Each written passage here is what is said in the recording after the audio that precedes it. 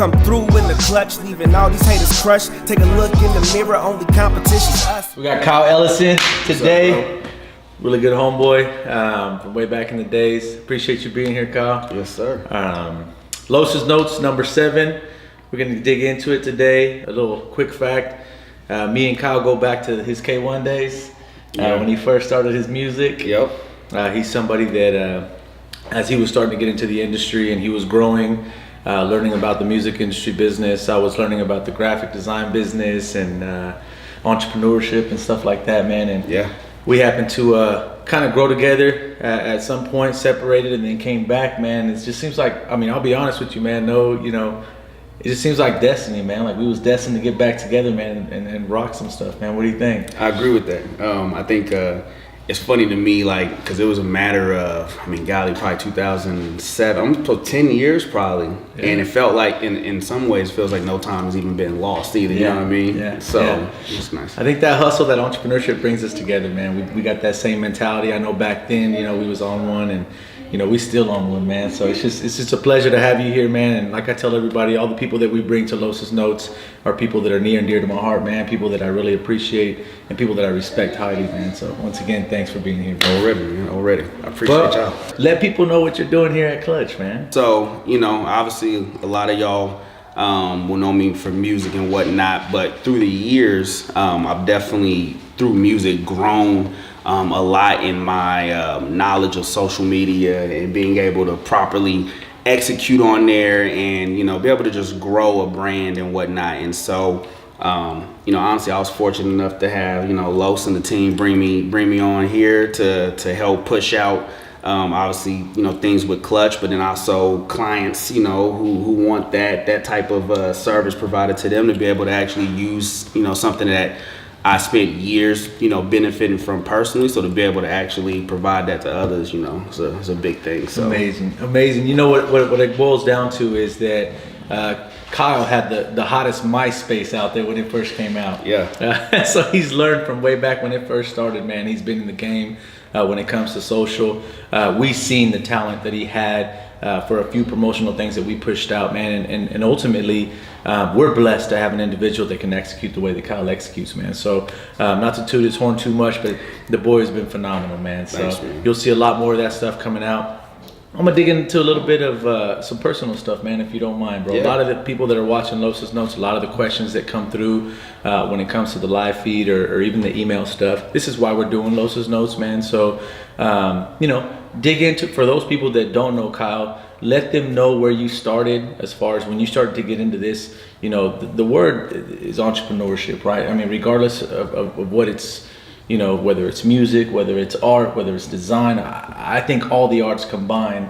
That's why we're so attached to Final Friday, because we want to represent those arts, man. So for sure. Do me a favor and just kind of let the people know where you first started at when you started into music and what it felt like and what you went through a little bit, man. And, a little kind of short synopsis on that stuff, man. Yeah. So little rundown, and it's nuts to think back and think about how you evolve over time. But back in 2006, and I'd have been 19 years old, right? So I'm in college, and me and my brother-in-law, which wasn't my brother-in-law at the time, but my man Kyle Williams, we were like, shout out to Kyle. Yeah, we were like, he was like, man, this dude is dope. Why don't we push him? You know what I mean? And so at that point, we started putting out stuff. That's when we linked up with you, obviously, and we're putting out product. And at that time, it's interesting. The goal, 100%, was like, okay, we need to push to get signed to a record label, right?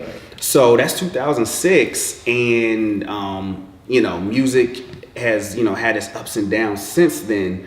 But always the goal, until I'd say probably a year ago, was always, I gotta do this to get signed, or to get put on, or to have somebody employ me basically to do what I love to do. Right. It always boils down to, I believe, in my perspective, it's always opinions, right? And so, the music game, as you were going through it, what ended up happening with that transition is what we call in the business world a pivot. and a lot of people capitalized on it. So Napster is what started that spark that eventually turned what Apple is today, which is purchasing music through a platform online and digitally, right? Yes. And so, you know, if you remember, I can remember because I was developing and building it, man. When we were throwing up your website, we was throwing up them flash players, right? And we was throwing up them little buttons you can push play or buy now. And we was PayPaling them songs back in the days 10 years ago. You know what I mean? And so that was something that, you know, those record labels didn't really, you know, they had all the capital and they felt like they was doing what they was going to do and they weren't going to change it by any means, and eventually got disrupted, man. So you know, with that disruption comes, you know, the crumbling of all the major statuses of these record labels, and now takes you back to where you're at now, which is, do you still want a record label? Not at all. Exactly. And that's exactly it. Like, you just get to a point where you're like, well, with technology and distribution, because at the end of the day, you look at it, a record label is nothing but distribution. And really, in any facet of whatever business you do, you know, when you're growing a brand, content is easy, video's easy, you know, whether if it's applications or design or whatever, that's easy. The hard part is figuring out how to get it distributed. Agreed, and I agree 110%. I'm sure Thomas and everybody else in the office would agree 110%. It's the distribution, the execution of that distribution that ultimately is going to define whether, and that goes for business, whether it's a product or a service, or in the music industry. And music, eventually, the ultimate goal for individuals was to be able to continue to do music, to continue to create. But you can't do that if you're not financially stable. Not financially stable. Or you solo and you can live, you know, super minimalistic. Correct. But when you have a family or people you have to support, you got to get realistic, you know, in here. So I think it's interesting, man, how, you know, for us, Final Friday has become something that we've really pushed towards pushing not just the arts that we're extremely good at, right? Which would be, you know, creative design and painting and drawing and all these things, which is fantastic. It's a part of the arts. But we've began to push out more of the music art, you know, and the fashion art that's out there. We consider all forms of art. And so, you know, we felt like we needed to spearhead that aspect of it. I'm pretty sure other people have been doing it, you know, but I'm just, from where we first started when we came out to Commerce Street, it was, let's make sure we expose all the other arts that are out there. Correct. And, you know, we're trying to think outside the box. So it's very, very exciting to hear you talk about the music industry and how closely related it is to business in general. I agree. And, you know, what I'll commend you guys on is like without question, I'm sure there's people who've probably had like some live music and whatnot happening, but it's not, you know, one thing about like, and with my genre, with rap and hip hop, is it's very, very expressive and very much a reflection of, you know, I don't mean the streets. You know, and I don't mean the streets like in a bad way. I just mean like the nitty gritty everyday grind, which without question is synonymous with like entrepreneurship, right? Agreed. So like I'm sure people have been doing it, but you know, you guys, in my opinion, you know, from what I've seen, are the first ones to want to branch out into something that truly reflects a different part of the culture, but we get to present it in a way where it's acceptable at the same time. You know what I mean? I think, you know, you think about it, man. You look at someone like myself, man, who, you know, implants themselves in this type of industry, and one thing I've always been told is be as authentic and transparent as you possibly can be. And once somebody told me that, I never shied away from my background. I never shied away from the fact that I grew up on the streets. I never shied away from the fact that, you know, I like wearing jeans and a shirt. You know what I mean? I still like to wear a snapback. You know, it's just me. You know, and so to be able, you know, maybe next year I'll be something different. You know, I'll be dressing with something else. But right now, this is what I feel comfortable with, and I believe that expression of that art, especially with music and with rap, you know, it's people just wanting to be themselves, man. Exactly. And so it's, you know, it's something for us that, you know, this coming Final Friday, man, let's go ahead and give them a little sneak peek of who's going to be here next week. Super excited. This Final Friday coming up, which is March 31st, right? That's correct. We're gonna have a live show right down here at Clutch Studios. It's gonna be featuring myself with the new project I just released. And I stepped away from music for like 2 years, so I'm hyped. My first show in a while, but I'm excited. We're also gonna have my man Big Sam will be in Shout out to attendance.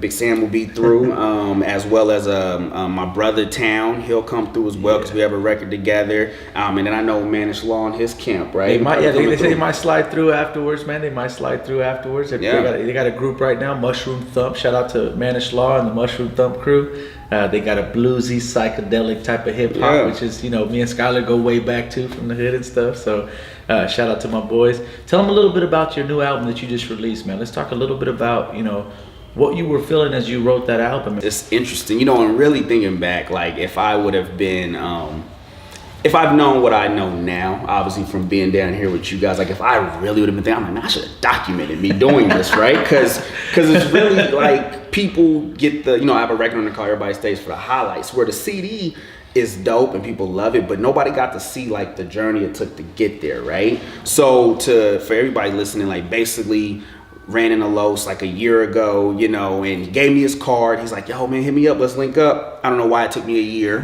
Finally, I hit him up and, we get together and I got like some crazy different business ideas and this and that. And then one day you sent me a text message and you were like, yo, bro, like whatever you're going to do, you're going to do it. You're going to be fine. Just remember to always be a voice for the less fortunate. And I was like, damn.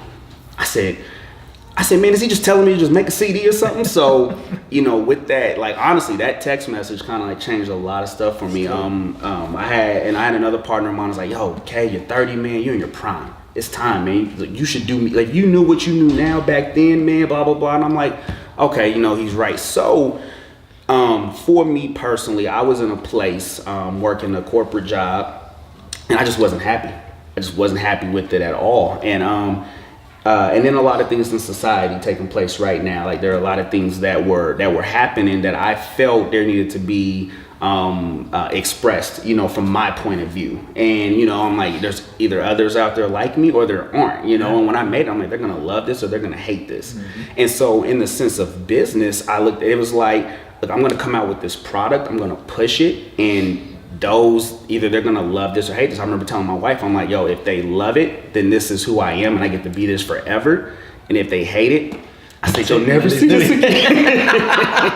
But that's ultimately it, right? Making that jump, or at least being able to know that if you come to the final days or you get to that deathbed, you're able to actually say like, I don't regret anything because I tried it at least. Yeah. You're not going to sit there and be like, man, I wish I would have just did one last album. Correct. I wish I would have just pushed that, but now you've done it. Yeah. You know what I'm saying? And it was the greatest decision I could have made. So many people have reached out to me. And it's funny because the people that reach out to me are the ones that 100% feel the way that I felt when I made this album. So I'm like, oh, they needed this. Like I made this for a reason. And so it's people who are, if you're and there's nothing wrong with working. You always say there's nothing wrong with working for somebody else. And there's, entrepreneurs, there's sidepreneurs, there's all these things. And sometimes you need that regular job to learn how to run a business so that you can run your own. Yeah. Or it's we speak mostly to those who complain about not wanting to be there. Yeah. Right? So it's completely fine to work that 9 to 5. But if you're complaining, then it's one or two things. Number one, you probably don't really want to be there. Or number two, you're not facing whatever issue you have there, right? And it's holding you back from whatever potential you can 100%, I agree. And I was one of those people. And it's interesting because I put this CD out, and like my friends are hitting me up, and they're like, "So did you quit?" Like, they're like, is this? And I was like, "No." And they're like, "Well, this sounds like a resignation letter to me." That's what they would say. Go ahead and listen to that track. It's on his website. It's dope. Trust me. Yeah. But it's dope because I've had people reach out to me and just say that it's inspiration, and people who say they listen to it every day, and it's inspiration to get them through work. Some people say they can't listen to it because it'll make them want to quit their job. How many you think got a raise though? After listening to that track. Dead ass. Yes, sir. Yes, sir. Right. So, I mean, but ultimately at the end of the day, and it's the project's called For the Culture, and you can get it on someguynamedkyle.com. Or follow me on social media, Kyle ICT, and I'll have links to all of it. But at the end of the day, it's truly to like inspire you to just want to do better for yourself. Whether if that's getting a raise or getting a promotion, or if that's you leaving what you're doing and needing that jetpack, maybe this CD is the jetpack for you to feel like, you could fly. And it's a free jetpack. Yeah, it's free. Yeah, the project is free. You don't pay nothing. Amazing. So. Yeah. For me, I mean, when we first started to listen to the tracks that were going out, everyone in the office asked, well, where do I buy it? Where do I buy it? So that, just so that you understand and so you know, that value is there. So the people know that value is there. That jetpack is there, especially for individuals who need to hear this. If it flows through, you feel something, make sure you reach out to Kyle. Make sure that you give back. Make sure that you pay it forward, just like he paid it to you guys. I mean, it's super, it's super important for artists to have value come from those individuals who are getting value from the work they're putting out. So make sure you guys check it out. Make sure you guys stay tuned for the future things that are coming. Make sure that on the vlogs you listen to the tracks, because every new track that comes out on our vlogs on Clutch Studio has Kyle's music. Yes, sir. Tell them real quick why you're doing what you're doing, man. It's just so many factors, right? You talk about taking that jump. If I could just piggyback on that real quick, and for anybody just wondering, because I'm right in this mode. I mean, I just made this jump, put in my 2 weeks at my good, comfy, job. Yeah, just, hey, there's, the safety net, but yeah, when you make that jump, or if you decide to make the jump, but when you're not making that jump, but you're thinking about it, like I've been there, I know. And there's no question that you're scared, this and that, but it's like the weirdest feeling. My man James Dean asked me a week ago. He's like, "Man, how do you feel?" And it's like this sense of like nervousness, but then this sense of like being anxious. But the craziest thing that I could tell you, and I mean this from the bottom of my heart, that was once I did it and finally did it and decided, hey, I'm moving on. I felt I could actually breathe, and that's a weird thing, like, because you're like, how do you like, it had no physical impact on me, but yet once I made that decision, I felt like the air was better. Yeah. You know what I mean? And it's almost like, when individuals hear the words like you could be trapped, or you could be enslaved, or you could be imprisoned, I believe psychologically you could be trapped, imprisoned, enslaved in your mind. Yeah. And when you get that, it's because those things have opened up. Yeah. And now inside you feel unstoppable. Now it's not, you're not going to be scared, right? But ultimately that nervousness produces you to do whatever you need to do next to make sure that you can provide for that family. Straight up.